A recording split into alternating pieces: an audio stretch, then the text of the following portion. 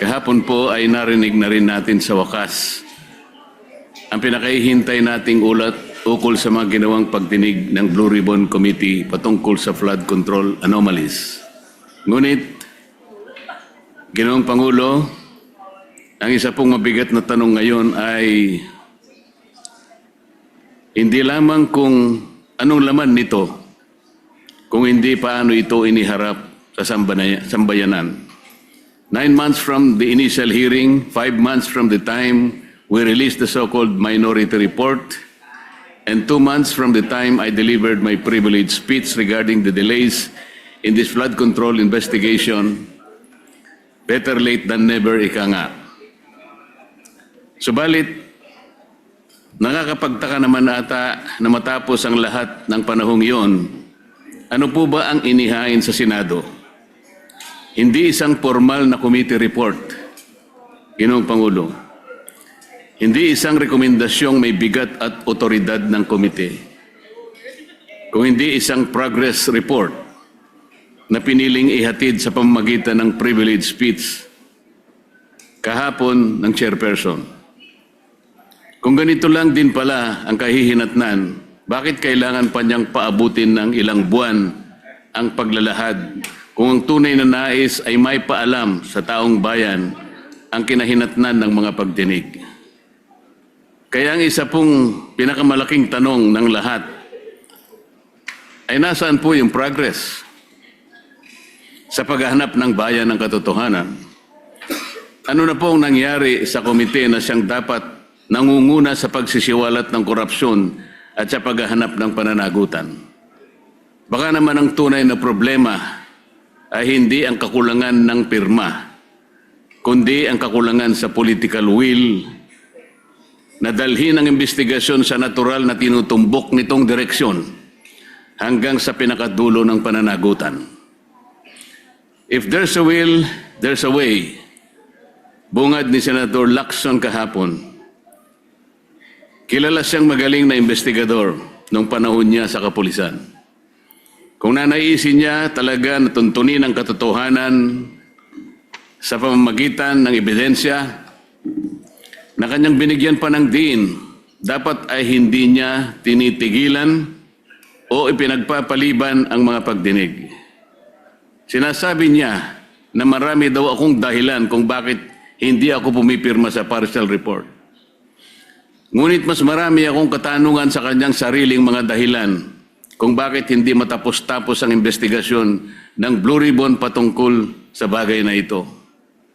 May mga napako at pabago-bagong desisyon tulad ng Abril 14, naka-schedule ang pagpapatuloy ng hearing sa Blue Ribbon Committee ngunit biglang ipinagpaliban.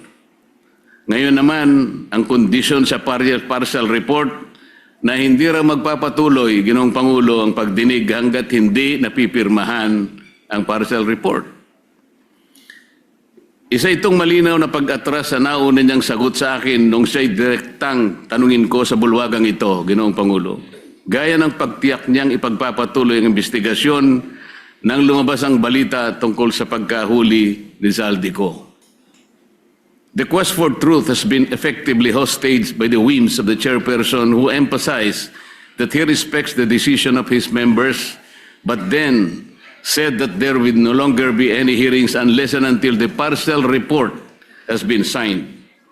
He also said that he wants a healthy discussion, yet won't accept any interpellations. Ano po ba talaga, kuya?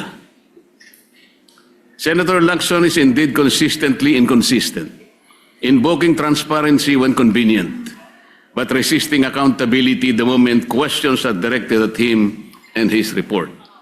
Mr. President, are all members of the committee mandated or obligated to sign committee reports? Can members of the BRC be compelled to sign a partial report? There is nothing in our rules that says so, Mr. President, because his statements appears to imply that the delay in the release of the committee's partial report is the fault of the committee members themselves. How can the chair say that refusal to sign is tantamount to blocking the committee report? Isn't it the minority who submitted the so-called minority report to awaken the committee chair in submitting the report that was long overdue. Siya ay iniluklok ng taong bayan sa posisyon dahil sa tiwala nila sa isang tinaguriang independent fiscalizer ng Senado.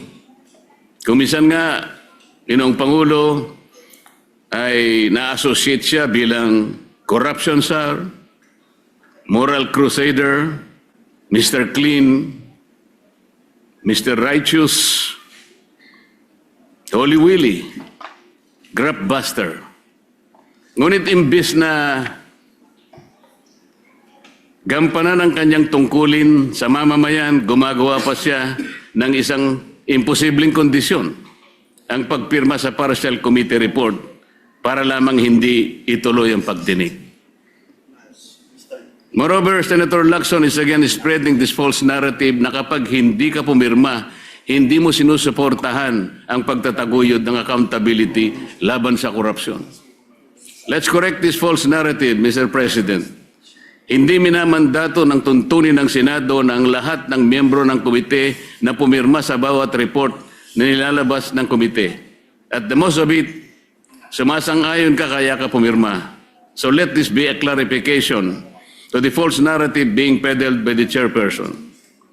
I haven't signed the report not because I don't advocate for accountability, but because the report itself is incomplete and thus could be biased, Mr. President. To press the committee members into signing a document they are not fully convinced risks compromising both the integrity of the process and the credibility of the committee. Anong kasiguraduhan ng mga miyembro ng komite na ang kanilang pagpirma sa partial committee report ay hindi gagamitin para tuldukan ang mga pagdinig at iwasan na ang paggawa ng matagal na inaantay ng taong bayan na final report? Anong gagawin o magagawa pa rin natin, Ginoong Pangulo, kung sakasakaling sabihin niya na tapos na ang pagdinig, total majority na ang nakapirma? It could be a trap, Mr. President. Bukod pa rito, Mr. President, may isang bahagi po sa nasabing privilege speech ang kumuha sa aming atensyon at hindi namin maaaring palampasin. Tulad nitong flood control scandal na patago ang atake. Ito pong slide na may pamagat na allocables at leadership fund na kanyang ipinakita sandali kahapon ay may imahe na hindi naman lubos na inilantad sa taong bayan. Putol, hindi buo, walang sapat na konteksto. At tila ba'y tumutukoy sa representasyong ito bilang humihingi ng mga proyektong katumbas ng 500. Whether it's 500 billion, 500 million, or 500,000. The big document tells a narrative that a certain Kong Marcoleta has this 500 allocation for the DPWH. At kapansin-pansin po, Mr. President, na tila hindi nakuha ng naturang slide ang inaasahang atensyon mula sa media matapos ang kanyang privilege speech. Marahil dahil maging ang mga mamahayag ay nakita ang kahinaan nito.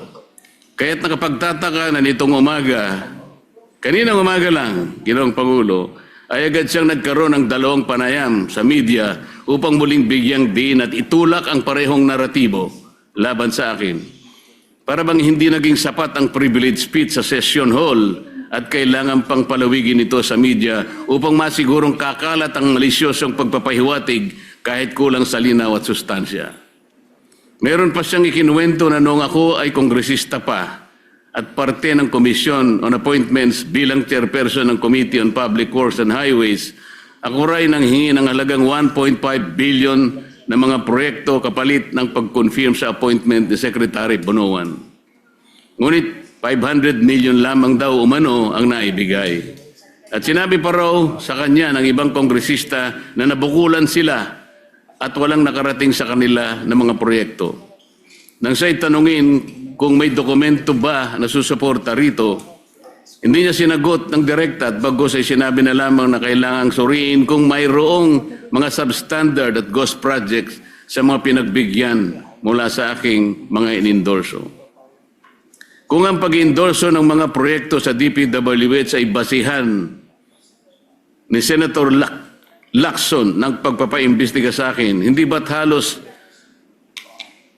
dapat ng mga senador ay imbestigahan na rin? Ayon mismo kay Senator Lacson noong nakaraang taon, Setyembre yata yun, Ginoong Pangulo, halos lahat daw ng mga senador noong 19 Congress ay nag-insert ng allocation projects ng 2025 national budget na nagkakahalaga ng kumulang 100 bilyong piso bawat individual. Ngunit ang ating tagapangulo, kayo po, Ginoong Pangulo, pamismo ang dumepensa sa mga senador at sinabing, I would like to make it clear that whatever budgetary amendments the senators propose, the money for these projects do not in any way go through the Senate or the senator, as some of our kababayans think. It goes directly to the implementing agencies under the executive department. Sa dinami-dami ng mga pangalang nakaladlad sa kontrobersyang ito, ang ilan pa ay tila maingat na iniiwasan ng ating chairman at hindi man lamang nabanggit ng direkta kahit paulit-ulit nang iniuugnay ng mga naglutangang testigo at ilang beses nang naidawit ang mga sinumpaang salaysay, sa mga sinumpaang salaysay. Talaga namang pilit na isinasama ako sa kanyang naratibo. Masyadong halata naman ito, Ginoong Pangulo. Ako na ngayon ang pinagtutuunan niya ng pansin. Dahil ba sa ako lamang ang nagsasabi sa kanya na gawin niya dapat ang trabaho niya, Mr. President? Kung talagang hangarin ng chairman ay katotohanan na transparency, bakit tila naging targeted ang kanyang patama sa pumupuna sa kanya? Bakit hindi siya manindigan o bakit hindi niya matindigan na mismong ombudsman na nga ang nagsabi ng kanilang kakasuhan, si Speaker Martin Romualdez? Para ba sa kanya ay walang talagang kinalaman o sadyang pikit ang kanyang mga mata sa isinisigaw ng lohika? Sadya ata talagang nagbago na ang ating kasamahan. Nasaan na ang tapang ng dating Chief PNP na habulin ang mga nagkasala sa bayan? Kung itong issue nga na patungkol sa paglimas ng ating national budget ay kanyang iniiwasan at ipinagpapaliban ng matagal, ngayon gusto niyang puntahan ng umunoy breakdown ng mga proyekto para malaman kung may mga ghost projects sa mga ito. Paraan lamang niya ito upang maipilit ang kanyang naratibo laban sa akin, Ginoong Pangulo. Hindi na po ito paghahanap ng katotohanan. Ito ay pagpapalutang ng duda sa pamamagitan ng isang palabas. Hindi na rin po bago sa akin itong ganitong pailalim na pag-atake, Ginoong Pangulo. Nakita na natin ito nang siya ay sadyang nagpakalat ng isang splice o pinagtagpi-tagping video ng aking mga pahayag upang baluktutin ang tunay kong sinabi at linlangin ang publiko tungkol sa aking posisyon. Noon pa man malinaw nang may pagtatangkang sirain hindi lamang aking pangalan kung hindi pati ang aking kredibilidad bilang lingkod bayan. At ngayon, tila inuulit na naman ang parehong taktika mula sa isang manipulated video noon hanggang sa mga pahapyaw na slide na naglalaman ng hindi kumpletong dokumentong ipinakita niya kahapon. Pareho ang pamamaraan. Magtatanim ng duda, magpapakalat ng kasinungalingan at lilikha ng maling impresyon laban sa akin sa halip na harapin ang tunay na issue. Nakakalungkot pa na manggagaling ang mga gawang ito sa isa sa atin sa kapulungan ito. Hindi lamang nakalulungkot kundi nakagigimbal isipin sapagkat sila po ay binoto ng ating mga mamayan para gumawa ng mabuti para sa ating bayan. At mas lalong nakadidismaya pa, Ginoong Pangulo, na sa halip na gamitin ang kapangyarihan ng Senado upang papanagutin ang makasalanan at hanapin ang buong katotohanan, ginagamit ito ng ilan bilang kasangkapan sa pagtitibag laban sa mga hindi kayang patahimikin at pigilan. Ginoong Pangulo, bakit ako pipirma sa isang partial report kagaya ng aking pinahayag kahapon? Ang partial report ay unfinished report. Wala pong sinasabi na ang ating mga tuntunin ay kinakailangang magpahayag ka o mag-report ka ng isang partial report. Bakit po kailangang partial report and hindi pa final report? At paano po tayo magkakaroon ng final report, Mr. President, kung hindi po niya itutuloy ang mga dapat na ginawa niyang pagdinig? Napakarami po ang dapat na ipatawag, gaya po ng aking ipinag-privilege speech ng mga nakaraan, Mr. President. Ngunit ayaw niya talagang tawagin ang mga taong ito. Tila baga, meron siyang pinagtatakpan talaga. Taong bayan na po naghihintay, Mr. President. Hindi ba ang taong bayan ang pinagsisilbihan natin? Meron pa po bang tinitingnan siyang mas mataas sa taong bayan, Mr. President? Palagi niyang sinasabi, hindi ko raw po naiintindihan ang interparliamentary courtesy. Mabigat na paratang, Mr. President. Sinabi ko nga po kahapon, ang interparliamentary courtesy ay kinapapalooban ng dalawang kapulungan, ang Kongreso at saka ang Senado. Paggagalangan sa bawat chamber. Ngunit bakit po itinatanghal niyan ay galang natin ang kabilang chamber, ngunit tayo mismo dito sa ating sariling bulwagan ay hindi ko nakikita ang tunay na paggagalangan. Alin ba ang mas importante? Ginoong Pangulo, kailangan ba nating munang igalang ang ating kapitbahay, pero hindi natin igagalang mismo ang miyembro ng sarili nating pamilya? Dito susukatin kung sino po ang merong dalawang standards. Nasabi ko po kahapon, bakit hindi ko babaliwalayin ang konsepto ng interparliamentary courtesy kung yung pong mga taong binabanggit sa napakaraming mga testimonya ng tinawag nating mga witnesses at mga resource persons ay tumutukoy sa mga taong ito? Gagamitin pa natin yon samantalang sinabi nga natin nilimas na nga ang pera ng bayan. Gagamitin mong pagtatakip dahil sa paggalang sa interparliamentary courtesy. Hindi ba sa unang-una pa lang sila nang hindi gumalang sa mga taong bayan na pinaglilingkuran natin? At sa kanya pong interview kaninang umaga, nabanggit niya, ako po'y wala na raw sa hulog. Hindi ko raw po maintindihan na tumayo siya dito at sinabi niya na ayaw muna niyang sumagot. He cannot yield to the floor until and unless the partial report has been signed by the majority. Madali pong intindihin yun, Ginoong Pangulo. Ayaw niya talagang ituloy ang pagdinig sapagkat gagawin niyang kondisyon na kinakailangan muna na mapirmahan ang partial report. Saan ka naman nakakita ng ganong klaseng pangangatwiran? Ang sabi ko po, ngayon ko lang nakita ang very highly unusual na patakaran para sa kanya. Sabi ko nga po, kung sinabi niya mismo, ayaw ko magpa-interpolate kahit kanino, lalong-lalo na kay Senator Marcoleta. Diretsahan, Mr. President, tatanggapin ko yun. Ayaw niya bakit ko siya pipilitin? Ngunit kung gagawin niyang dahilan, kaya ayaw niya magpa-interpolate, sapagkat gagawin niyang kondisyon na kailangan mapirmahan muna ang partial report, ino-hostage niya ang taong bayan, Mr. Speaker. Yun po ang hindi ko kayang tanggapin. Ano ito, takutan? Kaya niya ginawa yun? Kaipala, Mr. President, kaya pala siya nag-privilege speech.